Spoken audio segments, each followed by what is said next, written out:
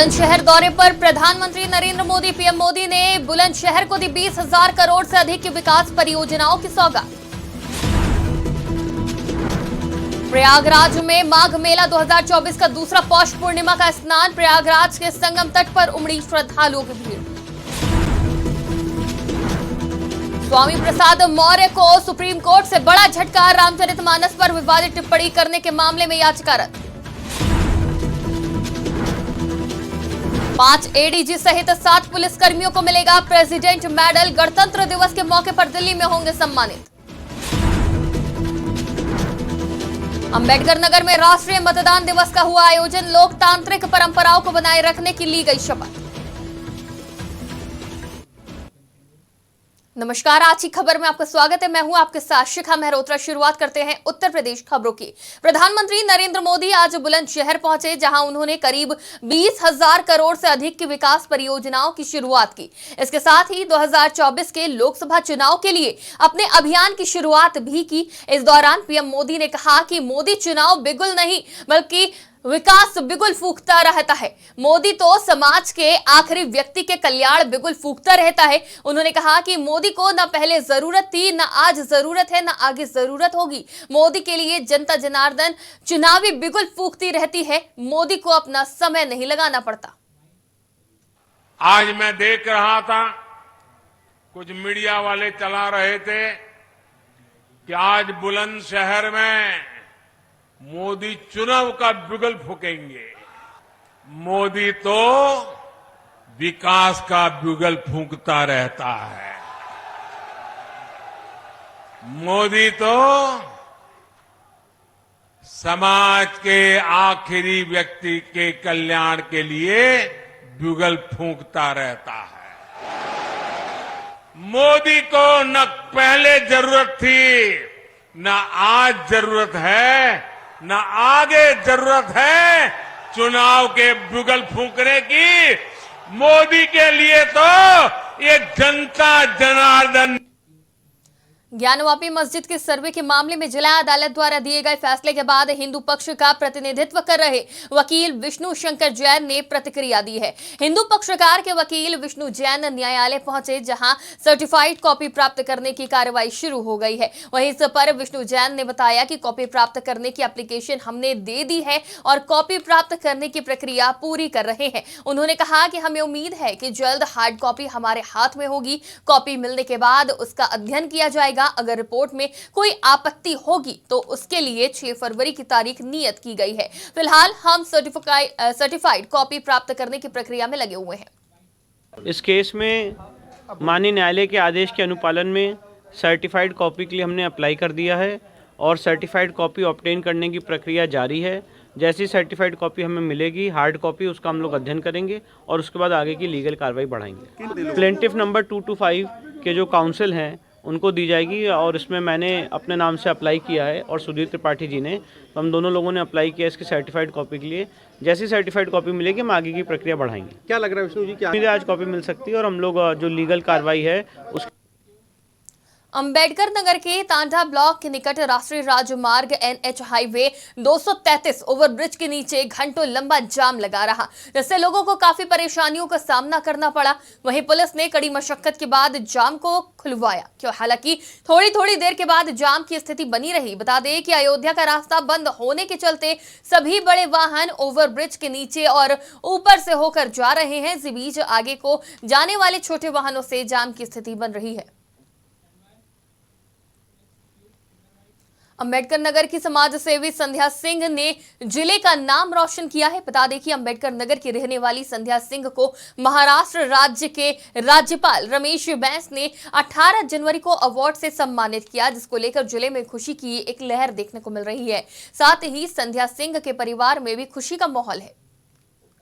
और मैं महाराष्ट्र गई, वहाँ पे मुझे सम्मान मिला महामहिम राज्यपाल महोदय के द्वारा बहुत अच्छा महसूस हो रहा, बहुत गर्व महसूस हो रहा है। और जनपद अम्बेडकर नगर के लिए भी ये गर्व का विषय है कि मैं जनपद अम्बेडकर नगर के लिए कुछ नया कर पाई, इसके जो है एक सम्मान और जोड़ पाई जनपद अम्बेडकर नगर के लिए। और इसके लिए मैं यहाँ के सभी क्षेत्रवासियों से धन्यवाद देती हूँ उनका, कि उनके सहयोग और आशीर्वाद से ही ये संभव हो। लोकसभा चुनाव की तैयारियों को लेकर समाजवादी पार्टी ने बैठक का दौर शुरू कर दिया है। इसी क्रम में तांडा विधानसभा के मौर्य मैरिज लॉन में कार्यकर्ता सम्मेलन का आयोजन होगा। वहीं तांडा विधानसभा के विधायक और समाजवादी पार्टी के राष्ट्रीय महासचिव राम मूर्ति वर्मा की अगुवाई में कार्यकर्ता सम्मेलन होगा, जिसमें मुख्य अतिथि के रूप में राष्ट्रीय महासचिव और कटेहरी विधायक लालजी वर्मा शिरकत करेंगे। अम्बेडकर नगर के उच्च माध्यमिक विद्यालय लोटपुर ताजुन विकास खंड में राष्ट्रीय मतदान दिवस मनाया गया और शपथ ग्रहण की गई। बता दें कि राष्ट्रीय मतदान दिवस के अवसर पर शिक्षकों द्वारा राष्ट्रीय मतदान दिवस मनाया गया। साथ ही देश की लोकतांत्रिक परंपराओं की मर्यादा को बनाए रखने की शपथ ली गई। इसके अलावा शांतिपूर्ण निर्वाचन को रखते हुए निर्भीक होकर धर्म, वर्ग, जाति, समुदाय, भाषा अथवा अन्य किसी भी प्रलोभन से प्रभावित हुए बिना सभी निर्वाचनों में अपने मत अधिकार का प्रयोग करने की शपथ ली गई। देखिए, हमारा भारत ये एक सबसे बड़ा, विश्व का सबसे बड़ा प्रजातांत्रिक देश है। यहाँ हमारा मत जो है वो बहुत कीमती है। इस मत के द्वारा हम जिसको चाहेंगे वो सत्ता में रहेगा। इसलिए हमें बच्चों के माध्यम से ये संदेश घर घर पहुंचाना है कि हमारा भारत का हर नागरिक बिना किसी भय के, बिना किसी प्रलोभन के, बिना किसी भेदभाव के जिस दिन वोट डाली जाए उस दिन वो अपने मताधिकार का प्रयोग करते हुए अपनी इच्छा के अनुसार जिसे हम चाहते हैं उसे हम चुने। यही इससे आशा की जाती है। और देश का प्रत्येक नागरिक जिसकी उम्र 18 वर्ष से ऊपर है और उसका नाम मतदाता सूची में है, उसे मत देने का अधिकार है। एटा में पुलिसकर्मी के परिजनों पर हमला किए जाने का मामला सामने आया है। वहीं हमले में घायल हुए सभी को इलाज के लिए अस्पताल में भर्ती कराया गया। मामले में पुलिस को तहरीर दी गई और बताया गया कि मकर संक्रांति के दिन नामजद आरोपियों ने एक साथ इकट्ठा होकर घर में घुसकर पीड़ित सहित उसके परिजनों पर धारदार हथियार से हमला कर घायल कर दिया। इसके अलावा पीड़ित के भाई की पत्नी के गले से सोने की चेन भी तोड़ ले गए। वहीं कोतवाली प्रभारी निरीक्षक ने बताया कि घटना संज्ञान में है, पीड़ित की ओर से तहरीर मिल गई है, कार्रवाई की जा रही है। झांसी में स्थापना दिवस के अवसर पर मेला मैदान में कार्यक्रम का आयोजन किया गया, जहां कार्यक्रम समारोह में उत्कृष्ट कार्य करने वाले ग्राम प्रधान अनुज कुमार द्विवेदी को सम्मानित किया गया। डीएम, सीडीओ, डीपीआरओ और जेडीसीए और तमाम अधिकारियों ने अनुज कुमार को सम्मानित किया। इस दौरान कार्यक्रम में समस्त विभागों के स्टॉल और अधिकारी उपस्थित रहे।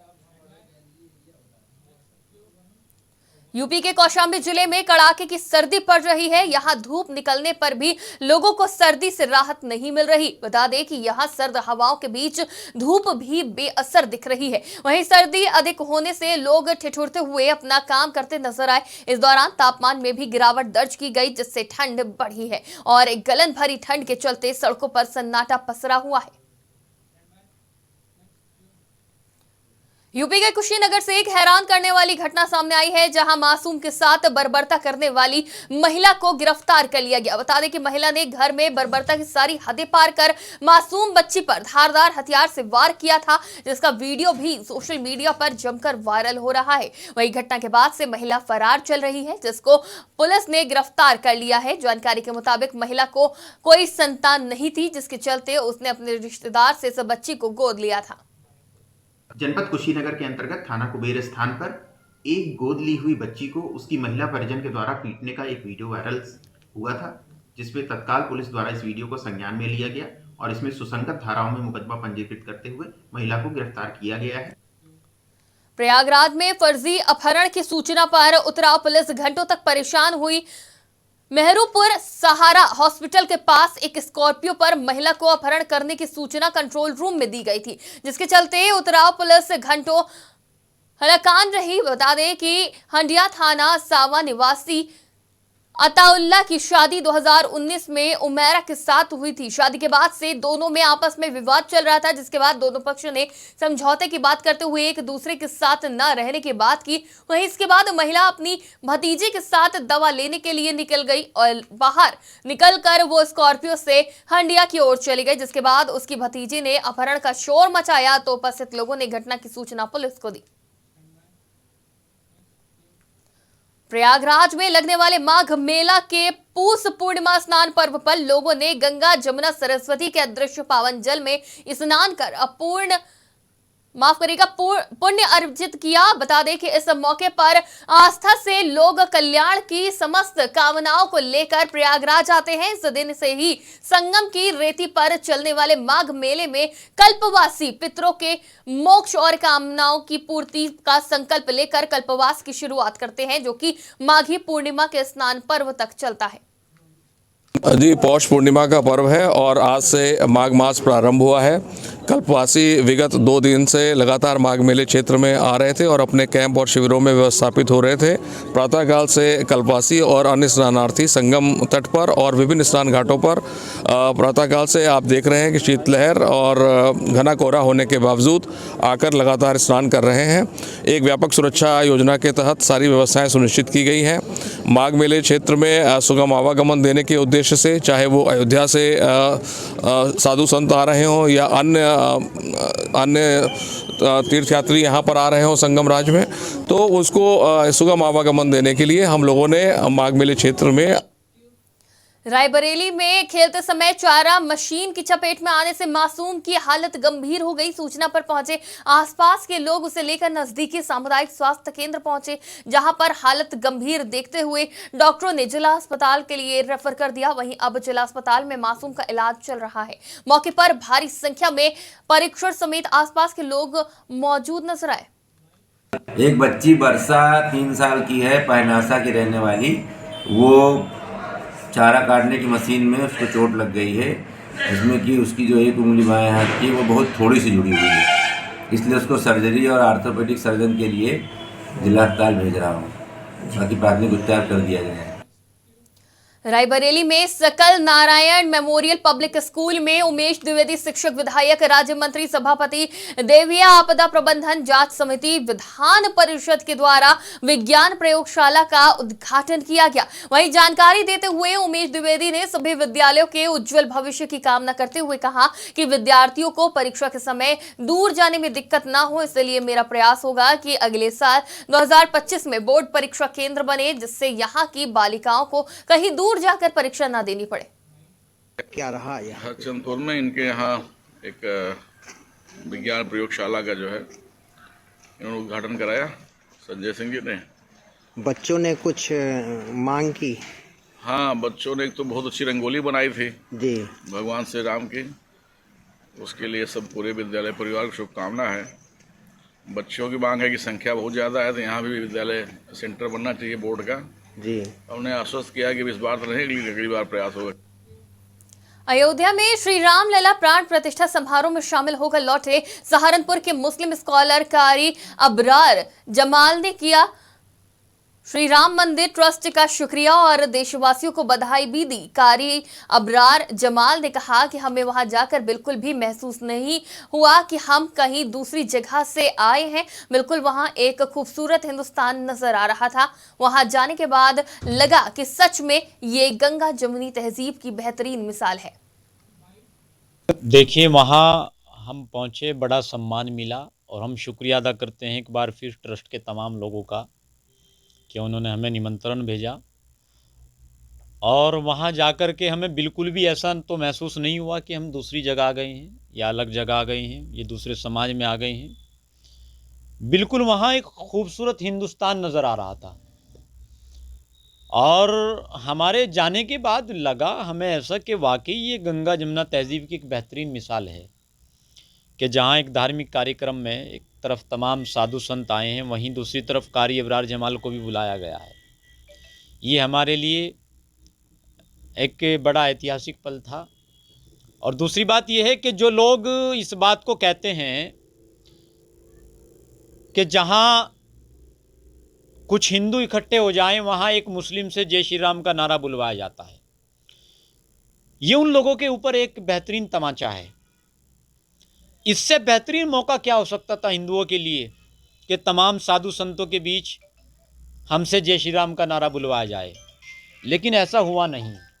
वहाँ उन लोगों ने हमारा सम्मान किया और जब वहाँ हम अंदर दाखिल हुए, जहाँ जूते निकाल करके अंदर जाना था कार्यक्रम में, तो बाकायदा हमें कुर्सी पर बिठाया गया और एक इज़्ज़त बख्शी गई और पाँव छुए गए, बाकायदा एक आरती उतारी गई। उसके बाद हमने अंदर एंट्री किया और बिल्कुल भी तमाम वहाँ लोगों से जो मुलाकात हुई, तमाम लोग बड़े खुश थे, चाहे वो मुरारी दास बापू जी हो, कैलाश नंद गिरी महाराज हो, बाबा रामदेव जी हों और तमाम वरिष्ठ लोग देश के वहाँ थे, मुकेश अंबानी जी, तमाम लोग। मुकेश अंबानी जी मुझसे अगली कुर्सी पर बैठे थे। मैंने तमाम लोगों को वहाँ बड़े करीब से देखा। किसी आदमी ने वहाँ मुझे हक़ारत की नज़र से बिल्कुल नहीं देखा। मुझे वहाँ हिंदुस्तान की एक खूबसूरत और गंगा जमुना तहजीब की एक बेहतरीन। उन्नाव में उत्तर प्रदेश दिवस 2024 के शुभ अवसर पर जिला प्रशासन और जिला पर्यटन संस्कृति परिषद द्वारा 3 दिवसीय विकास प्रदर्शनी का शुभारंभ किया गया, जहां विधायक सदर पंकज गुप्ता और जिलाधिकारी द्वारा दीप प्रज्वलित किया गया। प्रदर्शनी में स्वास्थ्य विभाग, महिला एवं बाल विकास विभाग, राष्ट्रीय ग्रामीण आजीविका मिशन, पशु चिकित्सा विभाग, पंचायती राज विभाग, सूचना विभाग, कृषि विभाग सहित कई विभागों द्वारा स्टॉल लगाकर लोगों को सरकार द्वारा संचालित जन कल्याणकारी योजनाओं की जानकारी दी गई।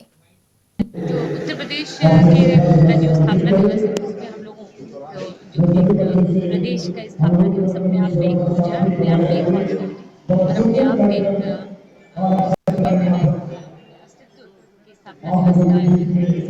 आगे किस प्रकार से वो इस पर चर्चा भी की कि स्थापना दिवस में आगे किस प्रकार से अपने जिले को, अपने प्रदेश को आगे ले जाने का जो हम युवाओं का सभी को क्या संकल्प है, किस प्रकार से आगे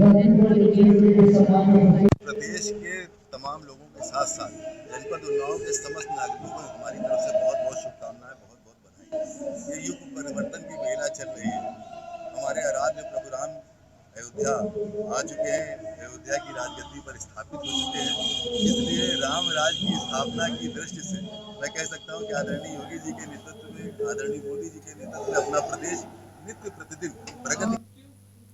वाराणसी में ईवीएम हटाने और बैलेट पेपर से चुनाव कराने की मांग को लेकर अधिवक्ताओं ने प्रदर्शन किया। इसके साथ ही जिलाधिकारी को राष्ट्रपति के नाम ज्ञापन भी सौंपा। वहीं इस दौरान अधिवक्ताओं ने ईवीएम हटाओ देश बचाओ के जमकर नारे लगाए। बता दें कि प्रदर्शन के लिए दर्जनों की संख्या में अधिवक्ता जिलाधिकारी कंपाउंड पहुंचे और प्रदर्शन किया।